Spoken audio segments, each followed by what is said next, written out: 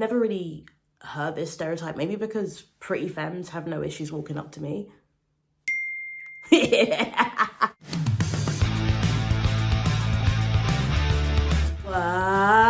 What's up, rebels? My name's Willie and I'm one half of Leo and Willie. We are engaged, we are queer.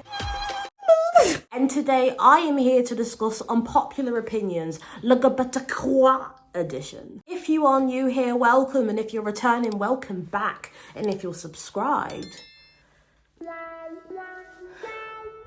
if it isn't the answer to my prayers, I adore everything about you, and those things about yourself that you don't love, I'll love even harder. Instead of rushing to undress, let's pause and address the things that truly make you happy. So without further ado, let's get into it.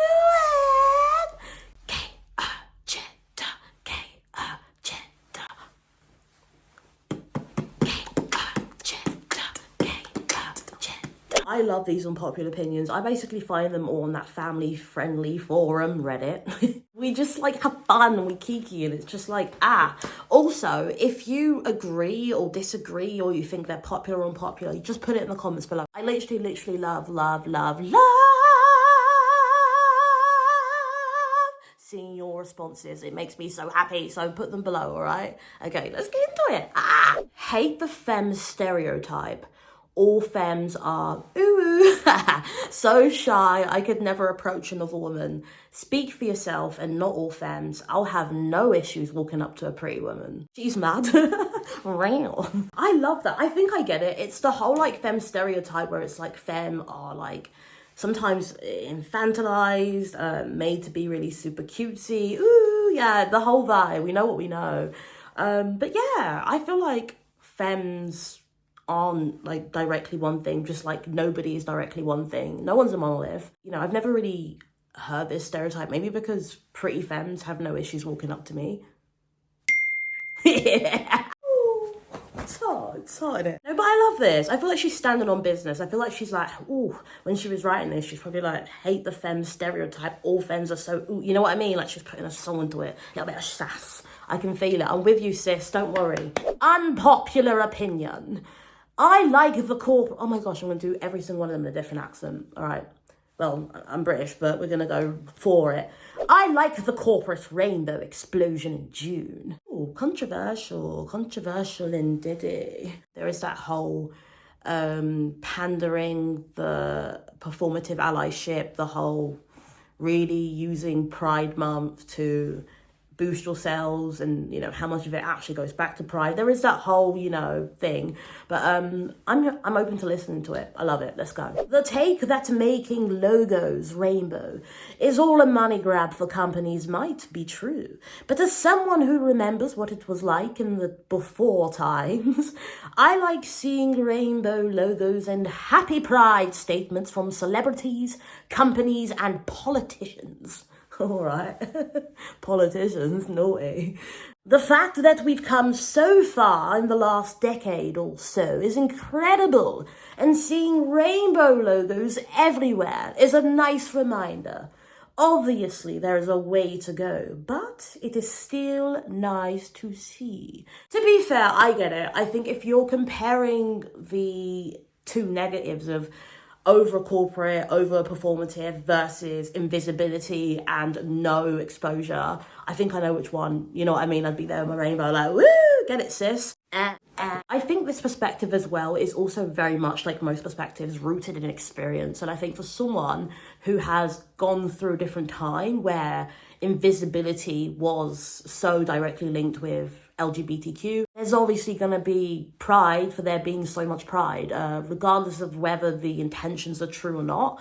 Sometimes it's better just to have that visibility and to let the corporations do what the corporations are always going to do, which is piggyback off many serious things that they couldn't care less about until it's profitable for them as a company, right? Yeah, I guess, yeah, over visibility is better than invisibility, but it doesn't mean that we're not allowed a healthy balance. I think sometimes it's like, well, if we can't have one end, then we have to shoot for the stars and have the other. It's like, nah, we can also just have a nice happy medium where it's like, if you're really wanting to be like, you know, involved and you want to support the LGBTQ community, maybe it's not just on Pride Month, you know, but we know what we know. I don't think this is super unpopular. I think this was interesting. Let me know your thoughts below. Next! Oh my God, besties. This one had me and Leo's eyes rolling like, whoop, rolling down the river, but like rolling down our face kind of vibes. So it's a little bit transphobic. For context, this was posted into the group FTM Men. So for those who don't know what FTM is, like you've just stumbled on this. Female to male, so transitioning and presenting your life as who you actually are, which is a male.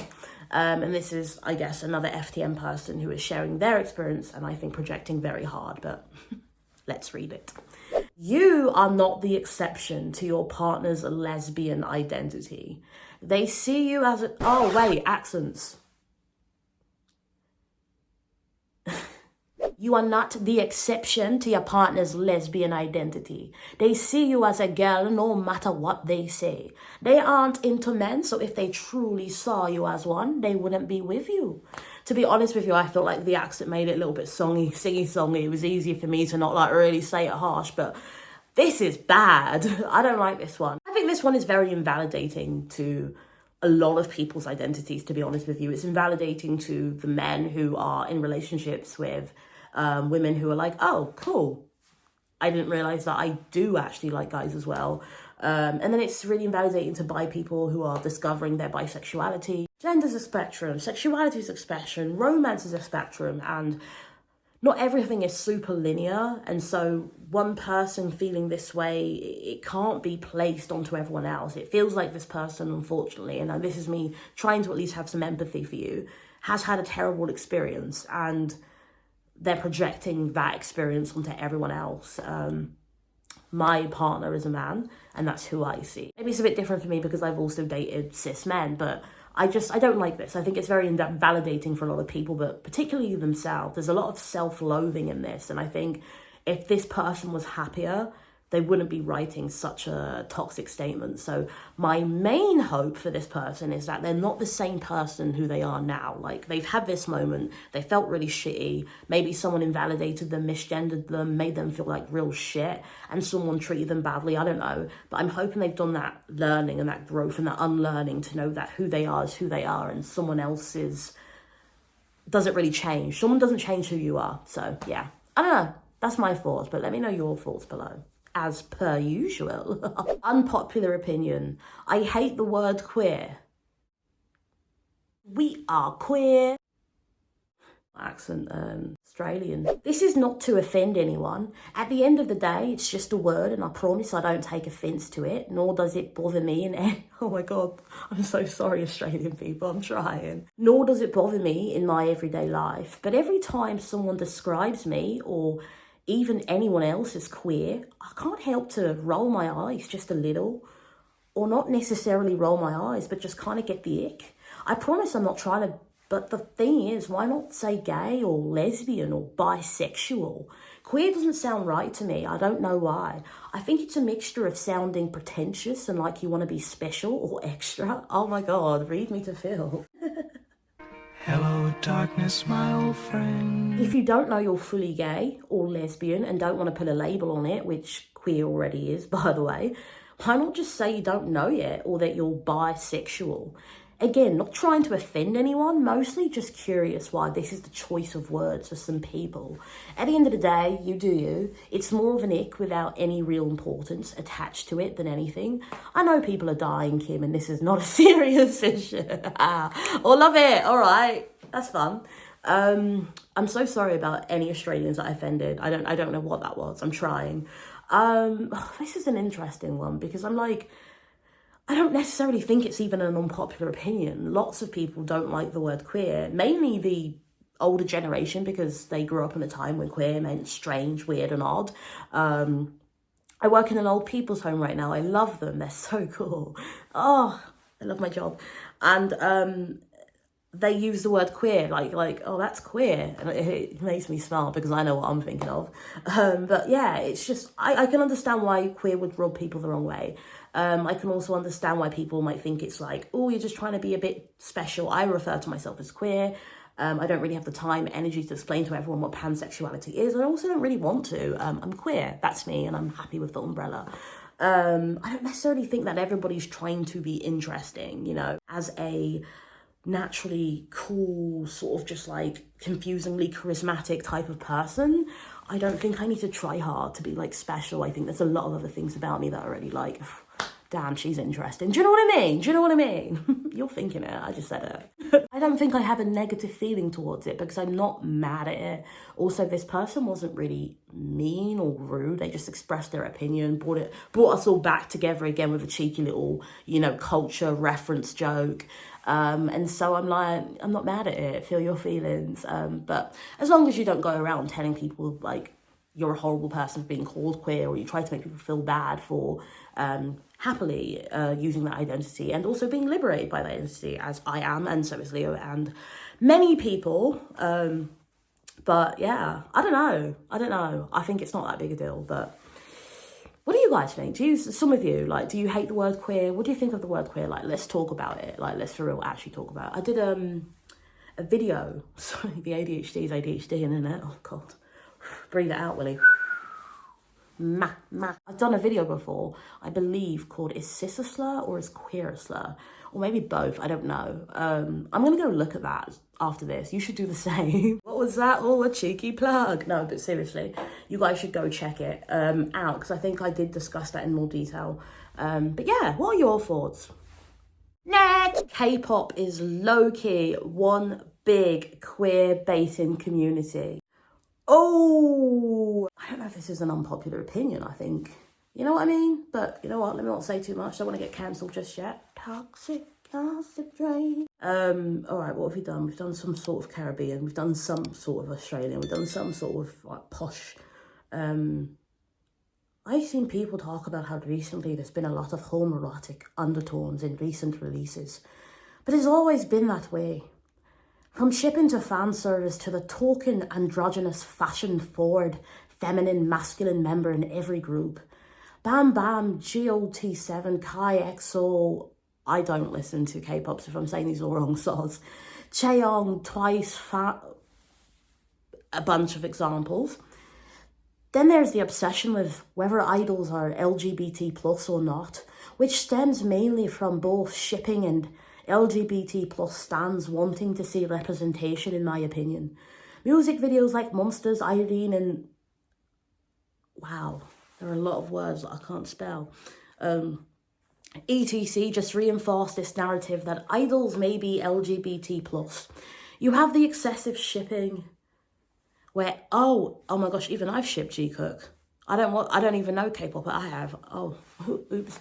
Where every kind thing is seen as potential evidence for LGBT plus behaviour. K-pop profits off this stuff. The industry literally built around parasocial relationships. I don't know what this accent is. I'm going back to normal. Parasocial relationships between fans and idols, along with the closeness of members in every group. Most of this closeness is not played up as platonic by the company, the members, or the fans. Everything is gay, or there is a potential for it to be gay. Sex, and in this case, sexuality, sells, despite the recent threads about how disgusting it is, in my opinion. The obsession with idol sexuality is, queer baiting is, the fact of the matter is that as long as idols aren't open about their true feelings regarding LGBT plus issues, fans will continue to eat up their content. Everyone likes the idea of gay culture more than gay culture itself, and the industry is well aware. It's like being black. Everyone wants to be black and profit of the culture, but no one wants to be black and deal with the reality. Hello, Blackness. smile friend. There's so much to unpack here. So I do know about the shipping. I'm not really, I'm not into K-pop, so I'm not going to pretend I am. But I know that there is shipping. I feel like this is a thing that happens everywhere, though. There's always going to be a ship in some form of something, whether it be a boy band, whether it be a girl band, whether it be a TV show like Heartstopper, whether it be anime. There's always going to be something. Shipping is old as time. What am I talking about? For me to really dissect this, I have to look at queer baiting as a whole, and I struggle with the concept of queer baiting because there's no real way to work out who is actually queer baiting without forcing someone to reveal their sexuality, which is not necessary. So it's difficult. The idea of like, you know, unless people speak up about their LGBT plus issues, this is always going to continue. I don't feel like idols, stars have to divulge and discuss their sexuality just so other people stop talking about them. They're going to talk about them anyway. They could be straight. It could be like, we're so straight, and they'll still be talked about. It's just a thing. In terms of the industry profiting of it, just like every other industry does in Pride, industries are going to profit of what they're going to profit off. That's a whole thing in itself, but I don't think it's a K-pop problem. I think it's a Hollywood problem and the sensationalism of how sexy being gay is and how sexy being black is until it's not. You know what I mean? So when you're me and you're black and gay, it's like, whoa, over sexy. Ah! I watched a video from Not Even Corey, and if I can remember what the video is, I will link it. If not, I'll at least link his channel. You guys can go find it. And he did a brilliant video talking about the Heartstopper drama and how like it's not right that people would have to again divulge, because it's like, we don't need to confirm my identity to you for you to feel okay about what you think about me. Like, who are you?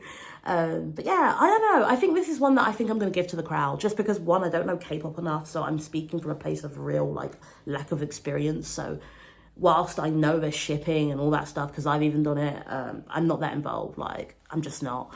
But it does happen across other fields. I don't think it's a K-pop problem. But yeah, let me know your thoughts below. And by the way, friends, that was the last one. So let me know your thoughts on all of them. Thank you for watching. If you haven't already, hit that cheeky little subscribe button and turn your notifications on so you know when me and Leo are posting. Thank you so much for being here. I know Leo posted quite a doozy last week, and it was a lot. And the hug, the virtual hug that you all gave him was amazing. I'm appreciative, and I know it wasn't even for me, but thank you for being there. We love you very much. Drink water, eat carrots, and Leo, we'll see you in the next video. Goodbye.